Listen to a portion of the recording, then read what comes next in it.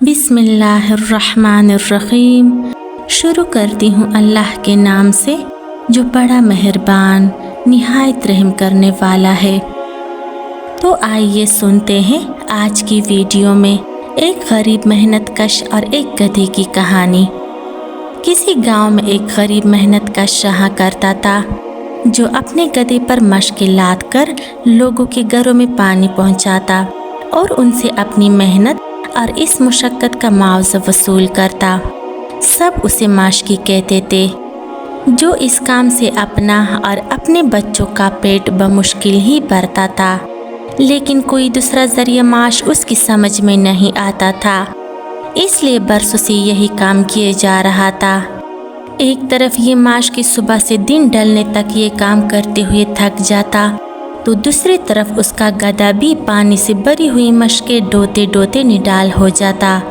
शहर के कुएं के अलावा कुछ फासले पर जंगल के करीब एक मीठे पानी का चश्मा था, जहां दिन में कई चक्कर लगाने पड़ते थे। अब इस गधे की हालत अबतर हो गई।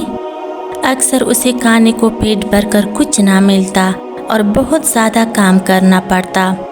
उसकी पीठ पर जख्म पड़ जाते या कभी कोई चोट लग जाती तो माशके दवा दारू मरहम पट्टी पर तवज्जो नहीं देता और गधा तकलीफ़ें बर्दाश्त करने पर मजबूर था।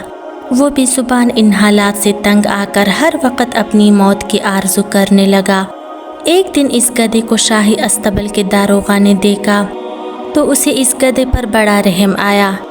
उसने मेहनतकश से कहा, तुम्हारा गधा करीबुल मर्ग है, इसकी हालत तो देखो, इसे कुछ दिन आराम करने दो और पेट भरकर खाने को दो।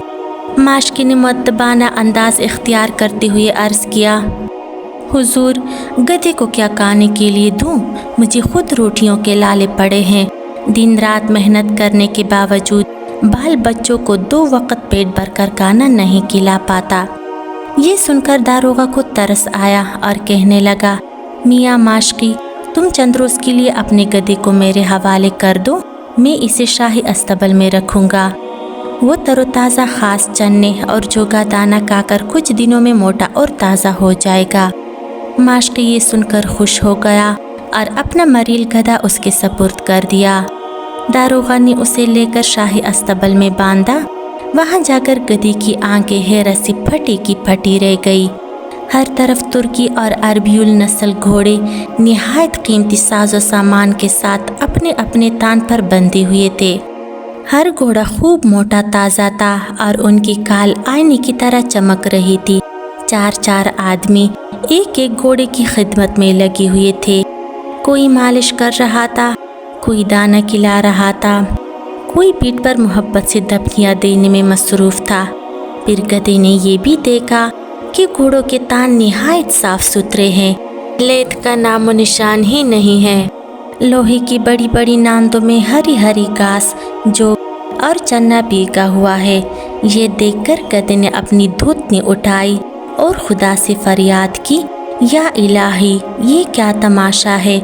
बेशक मैं गधा हूँ, लेकिन किस जुर्म के पादाश में मेरा बुरा हाल है और किस लिए मेरी पीठ जख्मों से भरी हुई है। क्या मैं तेरी मखलूक नहीं हूँ? क्या तूने मुझे पैदा नहीं फरमाया? और क्या तू मेरा रब नहीं है? फिर क्या सबब है कि ये घोड़ी इतनी शान व शौकत से रहे, दुनिया की बेहतरीन नेमत ही उनके लिए हम वक्त हाजिर हो, और मैं दिन भर बोझ ढोकर अपने मालिक की मार पीट और गालियाँ भी खाऊं। अभी गधी की ये फरियाद ना तमाम थी कि अस्तबल में हलचल मच गई। घोड़े के निगहबान और खिदमतकार दौड़े दौड़े आए, उन पर ज़ेने कज़ियों ठीक करके बाहर ले गए।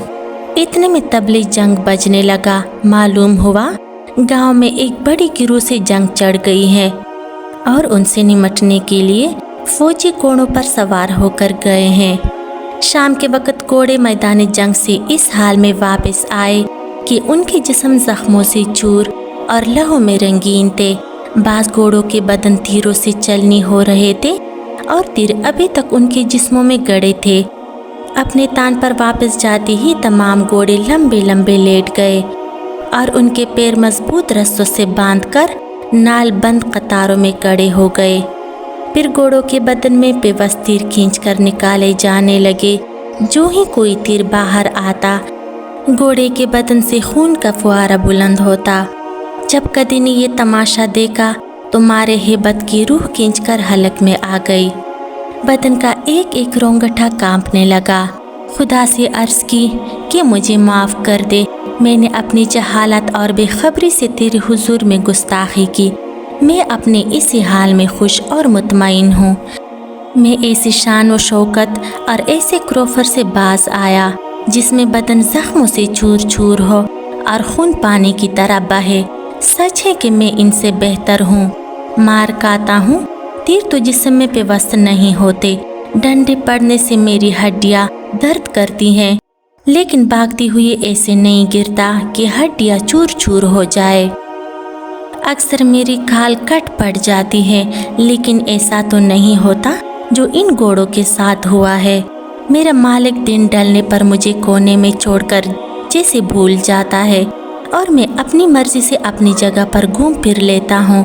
लेकिन इन घोड़ों के साथ इनके खिदमतगार तो दिन रात इनके साथ चिमटे रहते हैं। चंद दिनों बाद दारोगा ने माशकी को बुलाकर गधा उसके हवाले कर दिया। गधा पहले की निस्बत काफ़ी बेहतर लग रहा था।